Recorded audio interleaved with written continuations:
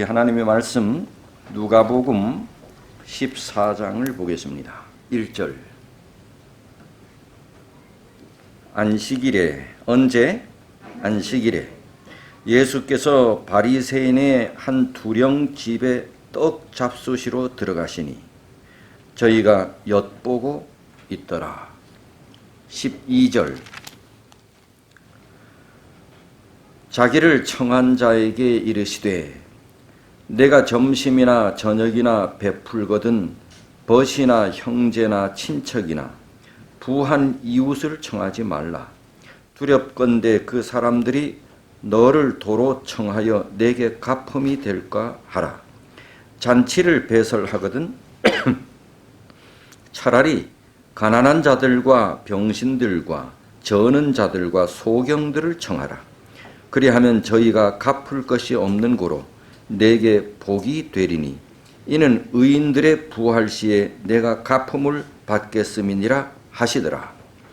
함께 먹는 사람 중에 하나가 이 말을 듣고 이르되 무릇 하나님의 나라에서 떡을 먹는 자는 복되도다 하니 이르시되 어떤 사람이 큰 잔치를 배설하고 많은 사람을 청하였더니 잔치할 시간에 그 청하였던 자들에게 종을 보내어 가로되 오소서 모든 것이 준비되었나이다 하매 다 일치하게 사양하여 하나는 가로되 나는 밭을 샀음에 불갑을 나가 보아야 하겠으니 청컨대 나를 용서하도록 하라 하고 또 하나는 가로되 나는 소 5겨리를 샀음에 시험하러 가니 청컨대 나를 용서하도록 하라 하고 또 하나는 가로되 나는 장가 들었으니 가지 못하겠노라 하는지라.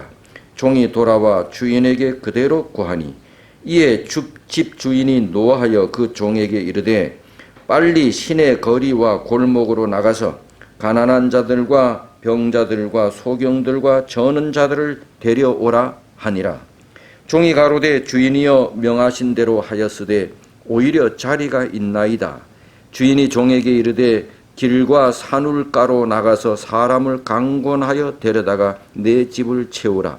내가 너에게 말하노니 전에 청하였던 그 사람은 하나도 내 잔치를 맛보지 못하리라 하였다 하시니라. 오늘의 비유는 큰 잔치 초청의 비유입니다. 길과 산 울가로 나가서 큰 잔치에 사람들을 초청하라. 이 일은 예수께서 십자가에 달리시기 3, 4개월 전에 있었던 일입니다. 여기 베레아에서 있었던 일입니다. 이게 베레아죠? 이 요단강입니다.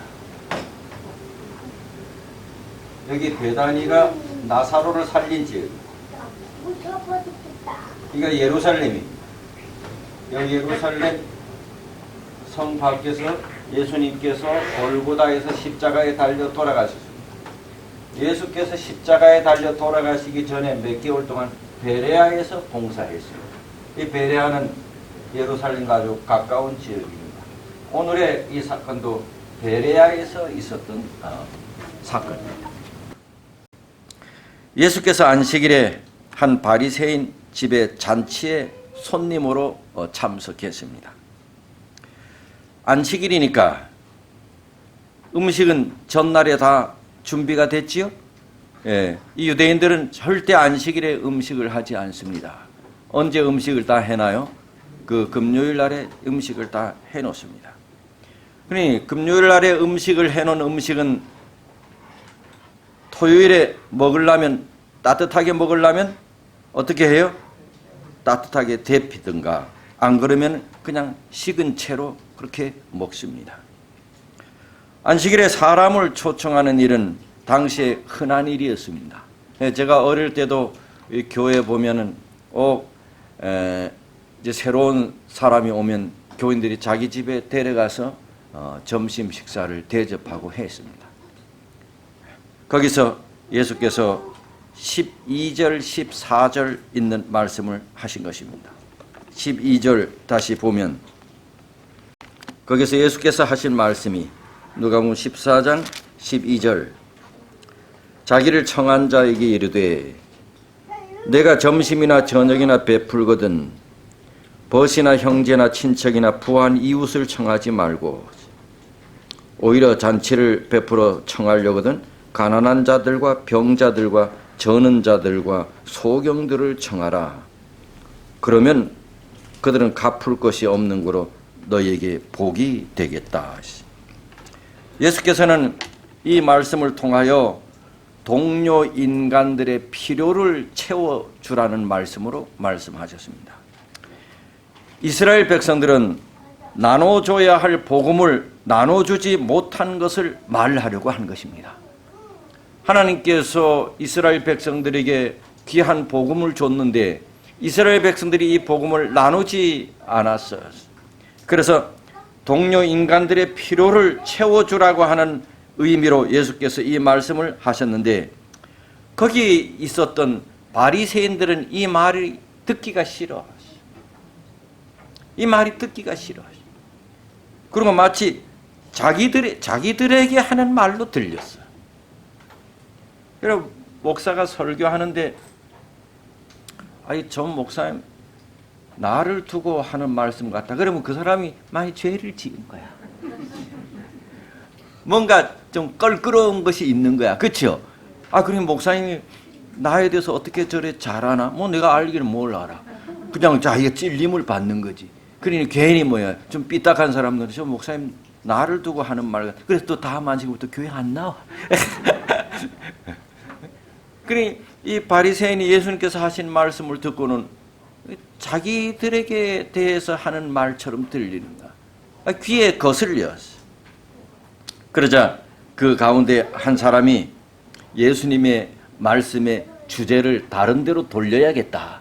그래서 예수님에게 슬쩍 이렇게 물어봐요. 15절에 무릇 하나님의 나라에서 떡을 먹는 자는 복되겠습니다. 하나님의 나라에서 떡을 먹는 자는 복되겠습니다. 느닷없이 이렇게 말씀하시는 거예요. 예수님의 말씀의 주제를 다른 데로 돌리려고 하나님의 나라에서 떡을 먹는 사람은 복되겠습니다. 이 사람은 마치 자기가 틀림없이 하나님의 나라에서 한 자리를 차지한다고 하는 그런 확신으로 아주 자신 있게 예수님에게 말한 것입니다. 나는 하나님의 나라에서 한 자리를 나는 차지할 수 있다고 하는 확신감으로 하나님의 나라에서 떡을 먹는 자는 복되겠습니다. 자기는 하나님의 나라에서 떡을 먹을 수 있다는 얘기지요.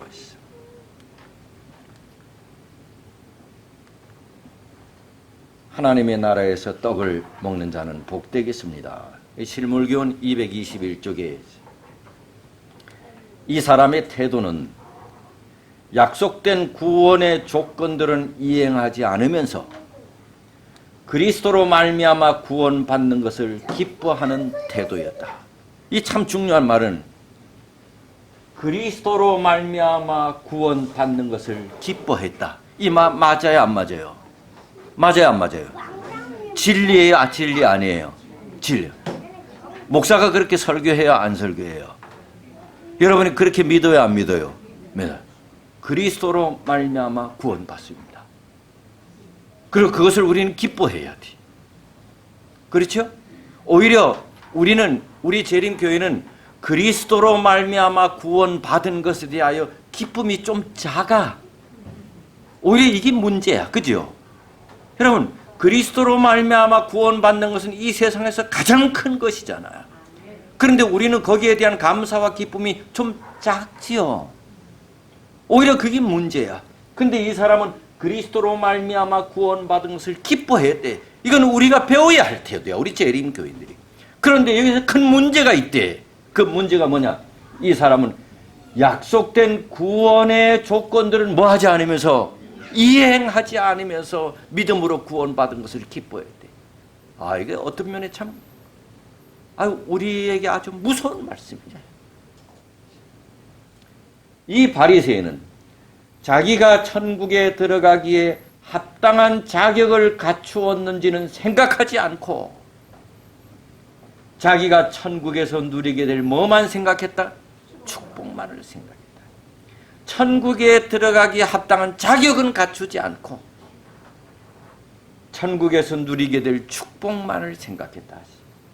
이 사람이 한 말은 결국 잔치에 참석한 손님들의 마음을 그들의 실제적인 의무에 관한 주제로부터 떠나게 하려는 것이었다.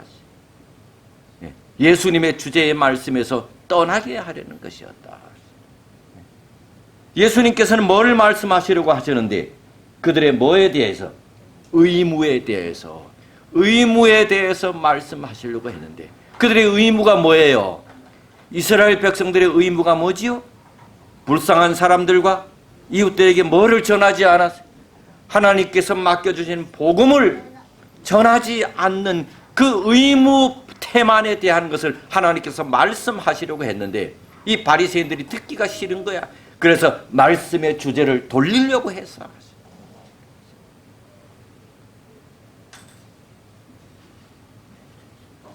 이 사람은 하늘나라에 대한 열망이 충만한 사람이야. 이 사람은 어떤 면에 재림교인 같아. 우리 재림교인은 하늘에 대한 욕망이 충만해. 재림에 대한 욕망이 어느 사람들보다도 충만한 사람들이야.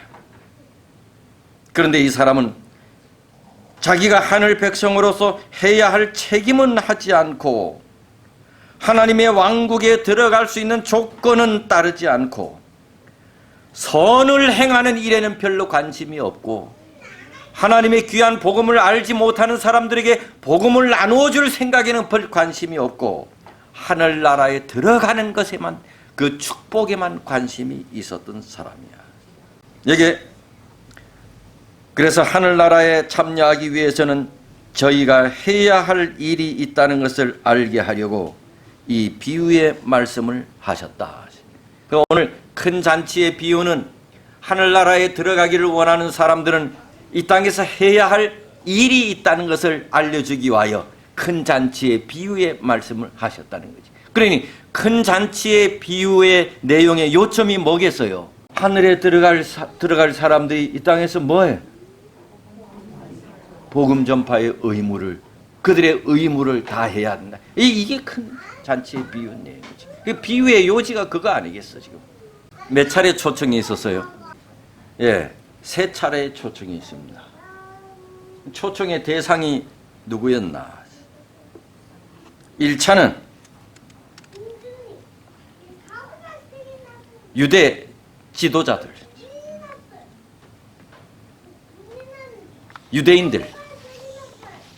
유대인들 가운데 특별히 유대 지도자들. 2차는 거리와 골목으로 가라. 거리와 골목은 뭡니까? 유대 종교 지도자들로부터 버림받은 자들, 무시당한 자들, 병자, 가난한 자, 고아, 과부. 그들은 큰 도시가 아니라 거리와 골목에 있는 사람들이야. 그들에게 가라. 3차는 길과 산울가로 가라. 누굽니까? 이방인들입니다. 이방인들이 가라. 3차에 걸친 초청이 있어. 그래서 1차와 2차는 유대인들을 위한 초청이야.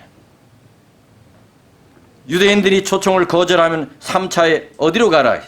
이방인에게 가라. 여러분, 유대 지도자들은 어떤 백성들보다 하나님의 복음을 먼저 받은 특권의 백성들이야.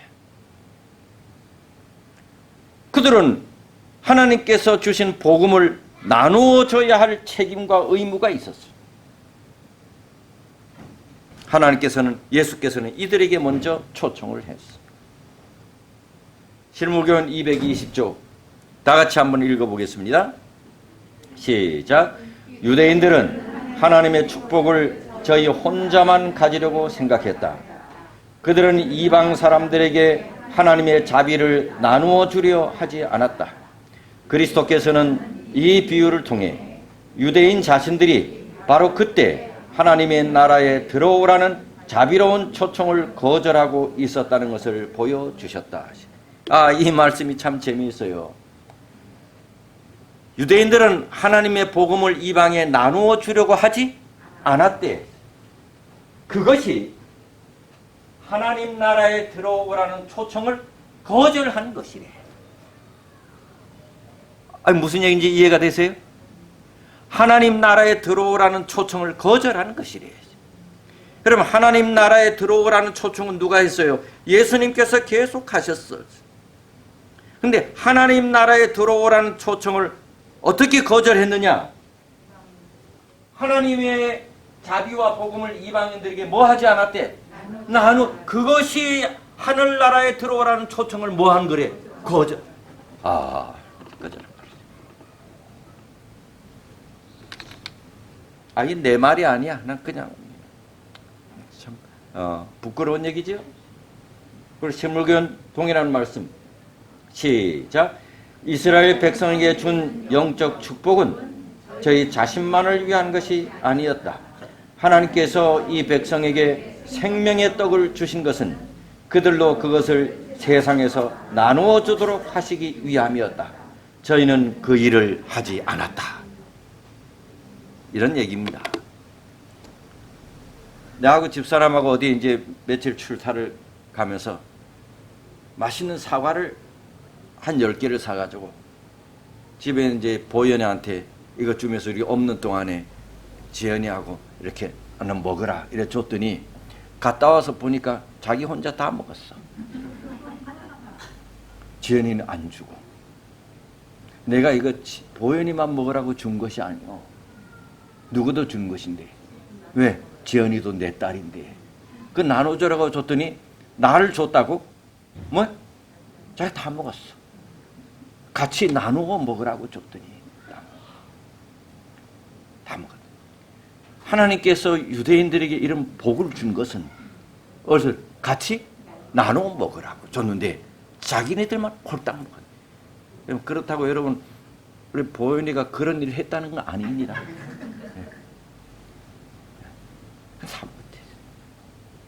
그것이 하늘나라에 들어오라는 초청을 거절한 것이래. 이런 얘기 처음 들어보지요.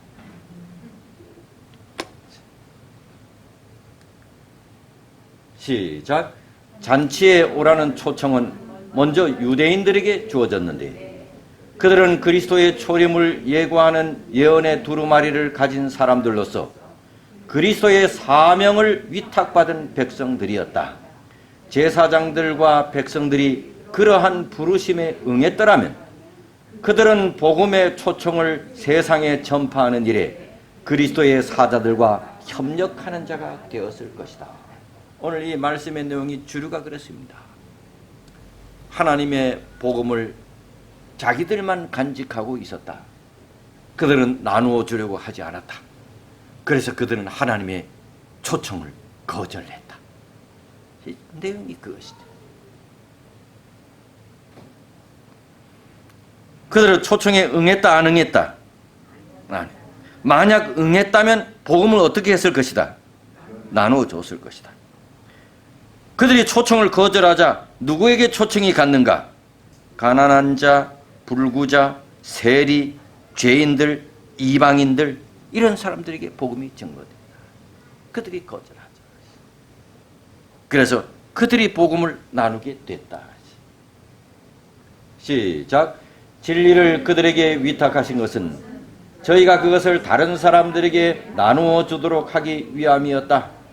저희가 그 초청을 거절했을 때 그 초청은 가난한 자와 불구자와 절뚝발이와 소경들에게 보내졌다. 세리와 죄인들이 이 초청을 받아들였다. 복음의 초청을 이방 사람들에게 보낼 때에도 이와 똑같은 방식으로 그 일이 진행되었다.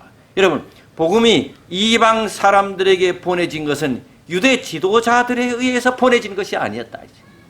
그들은 이 복음을 먼저 받은 사람들인데, 복음의 특권을 먼저 받은 사람들인데 그들에 의하여 복음이 이방 땅에 증거되지 않았다. 여러분, 여러분이나 저나 이 세상에서 복음의 빛을 가장 많이 받은 사람들이 누구라고 생각해요? 네? 그건 몰라요? 우리 재림교회입니다.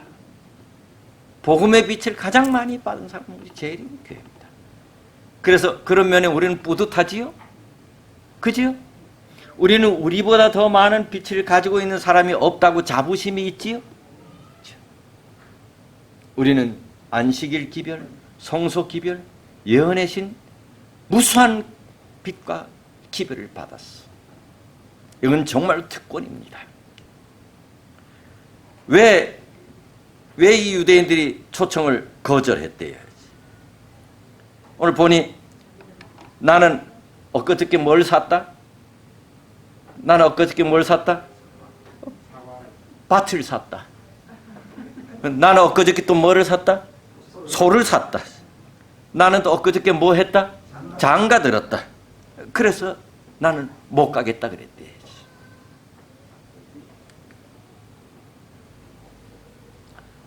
복음잔치에 오라는 초청을 받아들이기 위해서는 먼저 세상에 대한 관심보다 그리스도와 그 의를 받아들이는 그 한 가지 목적을 더 뭐 해야 한다? 중요시해야 한다. 그런데 이 유대인들은 하나님의 의와 그리스도 구원 이런 문제보다 뭐를 더 중요하게 생각했다는 거예요. 이 세상에 대한 것을 더 중요하게 생각했다. 하나님께서는 사람들에게 당신을 섬기는 일을 모든 세속적이고 이기적인 문제보다 먼저 생각하라고 요구한다. 그분은 두 마음을 품은 사람을 받으실 수 없다. 세속적 사물에 애착을 둔 마음을 하나님께서는 간합하실 수 없다. 그러니 예수님 당시에 많은 유대인들은 세상의 재물과 부자 되는 일과 오락 이런 것에 저희 그 정신을 다 빼앗겼어요. 그래서 그들은 일제히 핑계를 했어요. 그들의 핑계는 당시에 그들의 삶의 관심사를 우리에게 보여주고 있어요. 무엇에 관심을 두고 사는지를 우리에게 보여주고 있어요. 그러고 보면 우리 때나 그때나 똑같아. 우리 때나 그때나 똑같아. 지금도 모든 사람들이 믿지 않는 사람이나 믿는 사람이나 똑같아. 사는 일에 너무 바빠. 먹고 사는 일이 그게 다야. 그래서 신앙을 갖고 하나님을 믿고 종교를 갖고 그리스도를 개인의 구주로 받아들이는 일에 대해서는 별 관심이 없어. 재물에 대해서 너무 바빠. 그래서 초청을 받아들일 수가 없어. 하나님에 대한 것보다 세상과 인간에 대한 관계가 더 중요해. 아내가 반대하기 때문에 못 간다고, 남편이 반대해서 못 간다고, 자녀들이 반대한다고, 가정 불화가 생긴다고. 나는 은퇴하면 교회 나가겠다고, 뭐 하면 교회 나가겠다. 근데 그렇게 거짓말을 너무 잘해.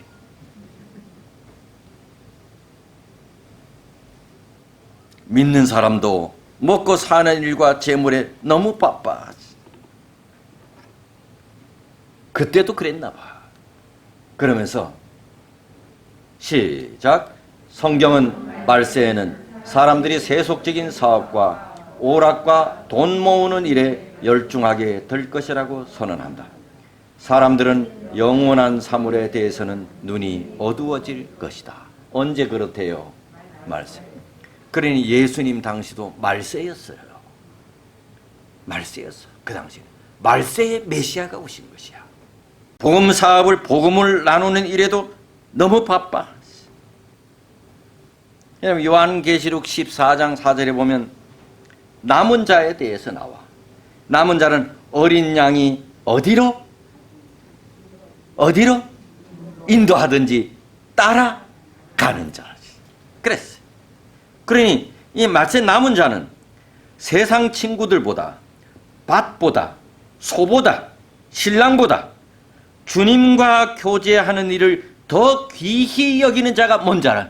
남은 자. 어린 양이 어디로 인도하든지 따라가는 자. 세상의 소보다도, 밭을 산 것보다도, 친구보다도, 재물보다도, 명예보다도 어린 양이 어디로 인도하든지 따라가는 자.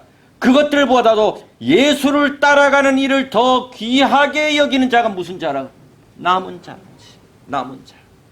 실물교훈 229쪽에 주께서는 당신의 종들이 당신의 기별을 전하기를 요구하신다. 영생의 말씀이 죄악 중에 죽어가는 사람들에게 전해져야 한다.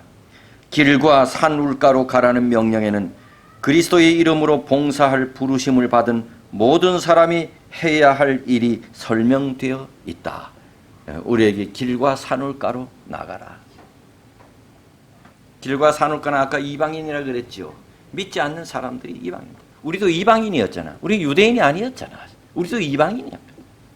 그런데 이 일은 개인적 활동으로 이루어져야 된대. 실물교훈. 시작.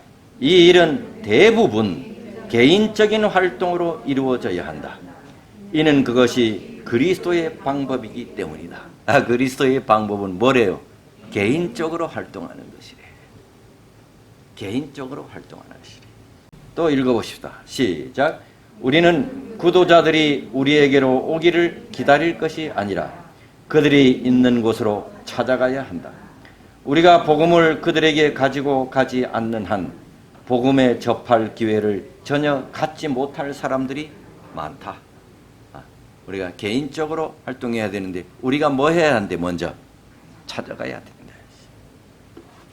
찾아가야 된다. 시작.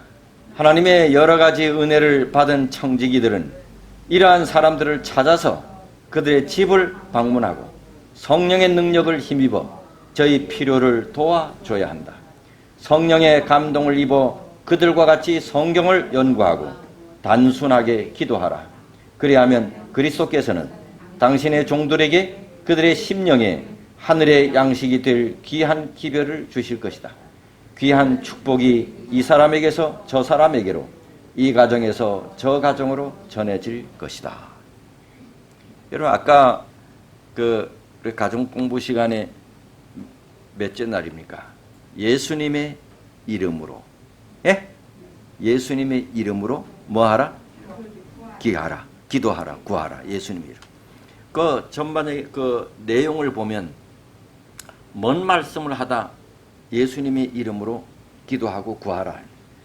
우리는 이 말씀을 무조건 나의 욕구와 나의 필요, 내가 원하는 것을 그냥 다 하나님께 그냥 구하라고 하는데 그 내용을 보면 하나님과 그의 의, 주님의 사역, 이 일을 위하여 하나님께서 구할 때에 뭐를 주신다고?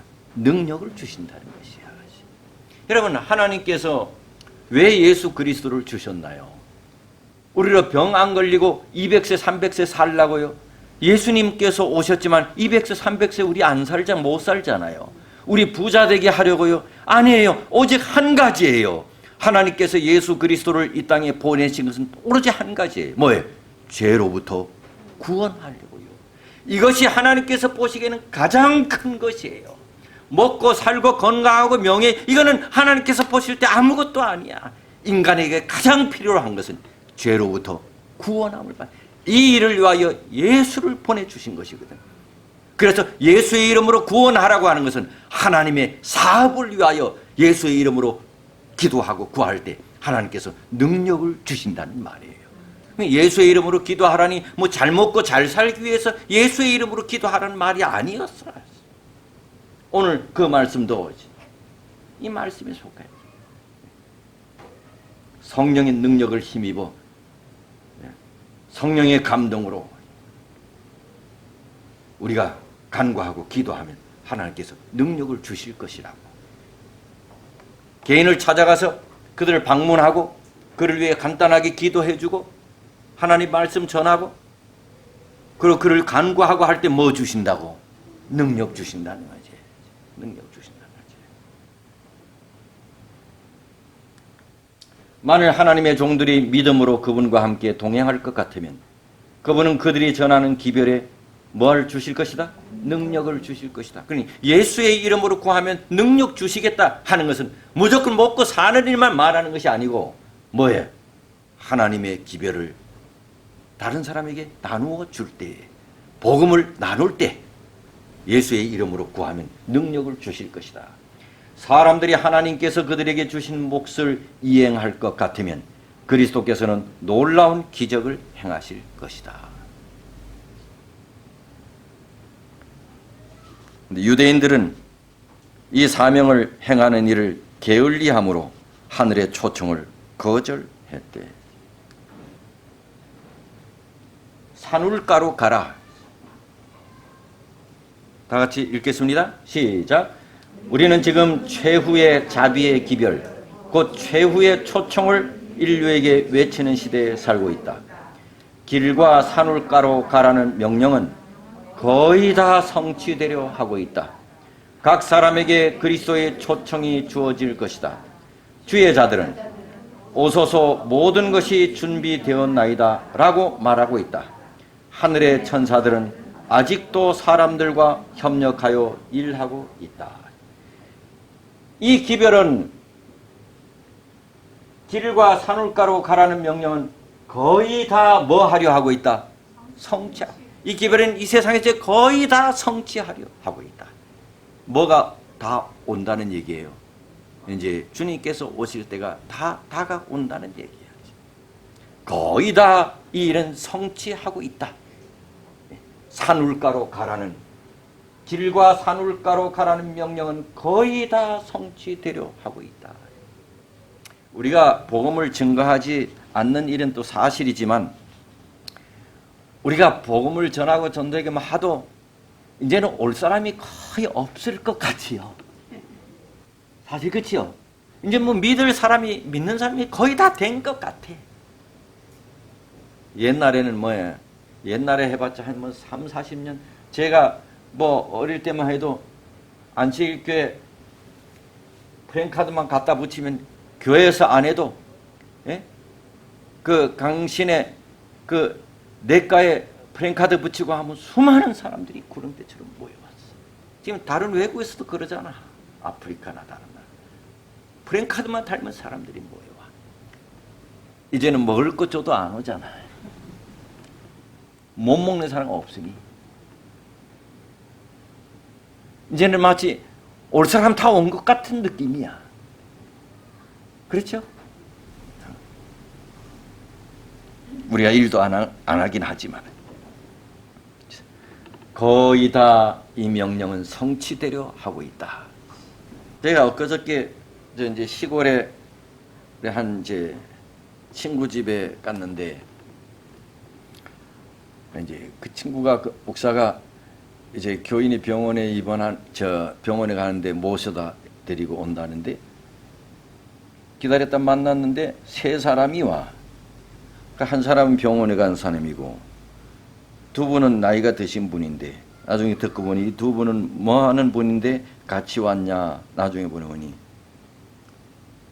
씨 뿌리기 전도하다 왔대. 이 개인이 그냥 나이가 든 분인데 그냥 시내에 가서 오늘 또 뭐 몇천 장을 뿌리고 왔다는? 8,000장을 뿌리고 왔대. 8,000장 혼자 오늘 또 8,000장을 시내에 나가서 이제 뿌리고 왔대. 우리가 모르는 사이에 길과 산울가로 가라는 외침은 거의 다 성취되어 가고 있어. 그런 사람들이 있어. 그 속으로 곳곳에서 하나님의 일은 이루어지고 있구나. 신실한 사람들로 인해서. 8,000장이 말이 8,000장이지요. 일주일 전도하는데 저 전도지 만들어 가지고 8,000장 뿌리는 거 교인들이 다 동원해도 8,000장 쉽지 않아. 그냥 깜짝 놀랐어. 8,000장.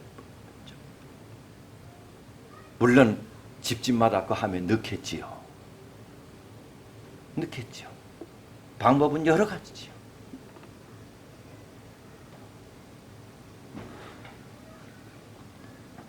이 일은 거의 다 성취되어 가고 있다. 천사들은 잃어버렸던 또 다른 영혼을 찾았다는 기쁜 소식을 하늘로 가져가기 위해 기다리고 있다. 하늘의 천만 천사는 또 다른 영혼이 복음잔치의 초청을 받아들임으로 인해 검은 고를 타면서 기쁨의 노래를 부르기 위해 기다리고 있다. 이 일도 거의 다 끝나간다지요.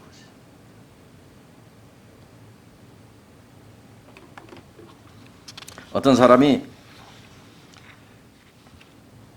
집집마다 찾아다니면서 전도지를 나눠주려고 복음 전하는 일을 했어요. 하루는 어떤 집 문 앞에 서서 그 집 문을 두드렸어요. 아무 대답이 없었어요. 잠시 후에 또 문을 두드렸어요. 대답이 없었어요. 세 번째 또 문을 두드렸어요.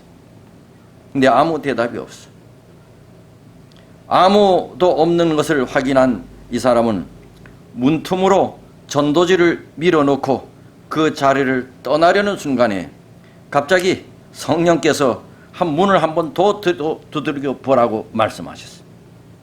그래서 자리를 떠나려도 말고 다시 한 번만 더 문을 두드려야 되겠다고 문을 두드렸어. 아무런 인기척이 없었어. 근데 왜 문을 더 두드려 보라고 이렇게 자꾸 얘기하는 것 같아. 그래서 한번 문을 더 두드리고 문을 나가려고 하는데 갑자기 안에서 문 여는 소리가 들렸어. 뭘 원하느냐고 퉁명스럽게 쏘아붙이는 사람의 모습이 나타났어. 뭘 원하세요? 전도자는 그 순간을 몹시 아주 당황했습니다. 정신을 차리고 간단하게 선생님 이 전도지를 읽어보세요 하고 전도지를 그 사람에게 건네줬어. 그 전도지를 그냥 낚아채듯이 받아들고는 쏜살같이 집 안으로 들어가 버렸어요. 그런데 이게 웬일입니까? 그날 전도자가 전도를 마치고 집에 돌아왔을 때 그 사람으로부터 전화가 왔어요. 그 전도지에 전화번호가 있었어요. 그리고 자기 집에 갑자기 와달라는 것입니다. 그 소식을 듣고 그 집으로 달려가 보니 그 사람이 이 전도자에게 보여줄 것이 있다고 하면서 그 사람을 자기 구석방으로 인도했습니다. 그 방에는 천장에 밧줄이 대롱대롱 매달려 있었습니다. 그리고 이렇게 말했습니다. 당신이 밖에서 문을 두드리는 시간은 마침 자신이 죽으려고 목에 밧줄을 막 걸려는 참이었다고. 그런데 밖에서 계속 문을 두드리는 소리가 들려오자 저 사람이 간 다음에 죽자 이런 생각으로 그 사람이 가기를 계속 기다렸대. 그런데도 계속 문을 두드리는 소리가 들려오자 아주 귀찮아서 누군지 만나보고 죽자는 생각으로 문 쪽으로 나가고 있을 때 다시 문을 두드리는 소리가 들렸대. 이때가 마지막으로 그 전도자가 문을 두드렸을 때였대. 문을 열고 전도자로부터 전도지를 받아든 그는 뭐라고 쓰여 있는지 궁금해서 읽다 보니 그날 밤 꼬박 자신도 모르는 사이에 그 전도지를 50번을 읽었대.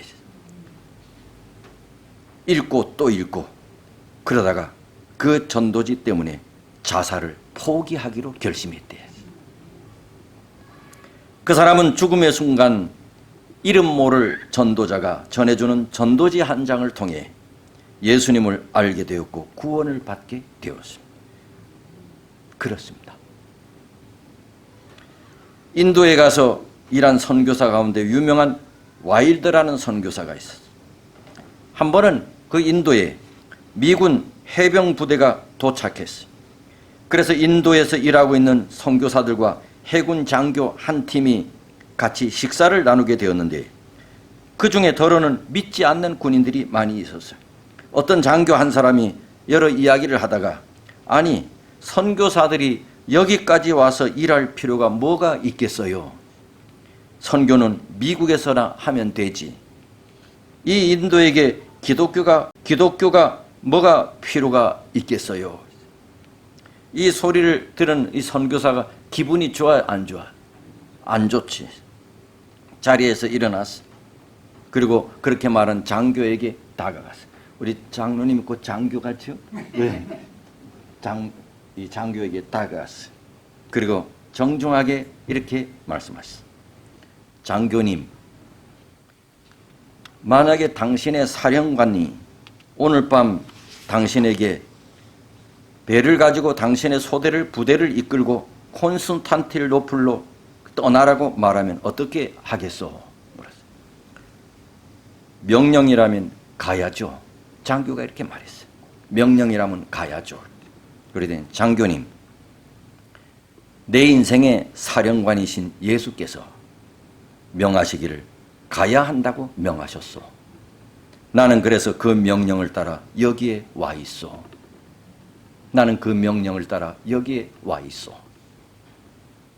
당신의 사령관이신 주님께서 가라고 하신 명령 앞에 누가 감히 명령을 거부하겠소. 그리고 인도에서 목숨을 바쳐 복음을 전했다. 어느 목사님이 친구 목사에게 자네 교회는 실업자가 몇 명이나 되나? 그거 내가 어떻게 아나? 아니, 자네 교회에 하나님을 위해 아무것도 하지 않고 사는 교인이 몇 명이나 되는 말이다. 자네 교회에 하나님을 위해 아무것도 하지 않는 교인 몇 명이나 되나? 그것이 실업자 아니냐? 수십만 명을 죽기로 인도한 19세기 미국의 대부흥 전도자 무디가 하루 한 사람에게 꼭 전도해야 되겠다 원칙을 세웠어요. 근데 하루는 아무에게도 전도하지 못했어.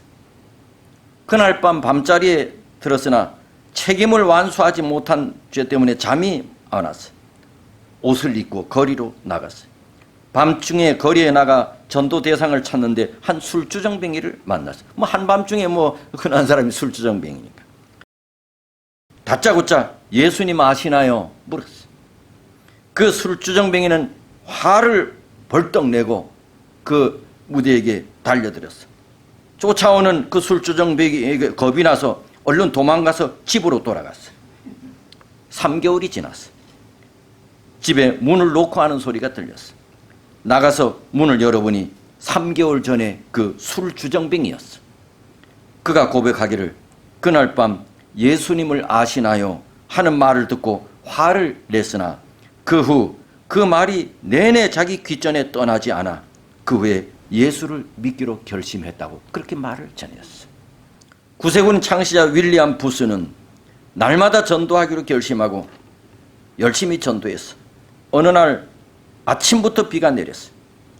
비가 그치면 전도해야 되겠다고 생각했어. 그런데 좀처럼 비가 그치지를 않았어.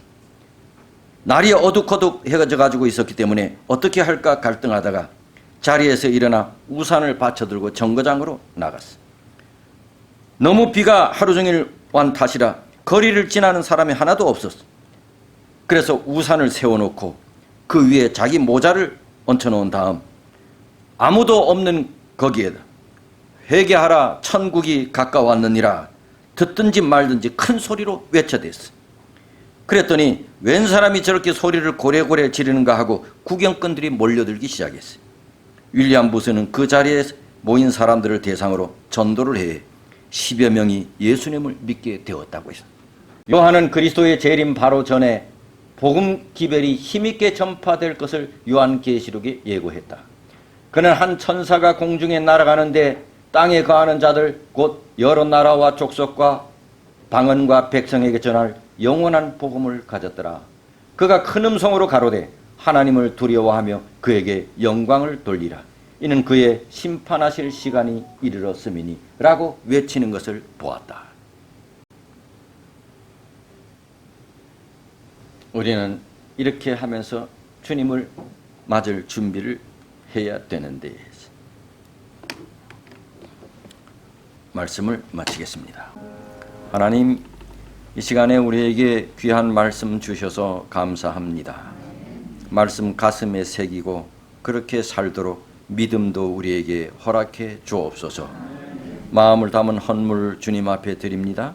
이 헌물이 주님을 영화롭게 하는데 잘 사용되게 해 주옵소서. 내신 손들이에게도 하나님께서 복을 많이 주셔서 세상 살아가는 데 큰 어려움이 없도록 인도해 주옵소서. 이제는 우리 하늘 아버지의 크신 사랑과 주님의 다함이 없는 은혜와 성령 하나님의 감화 감동하심이 다가오는 한 주일 내내 여기 모인 우리 모든 성도들 위해 충만히 임하시기를 예수님의 이름으로 축원하옵나이다. 아멘.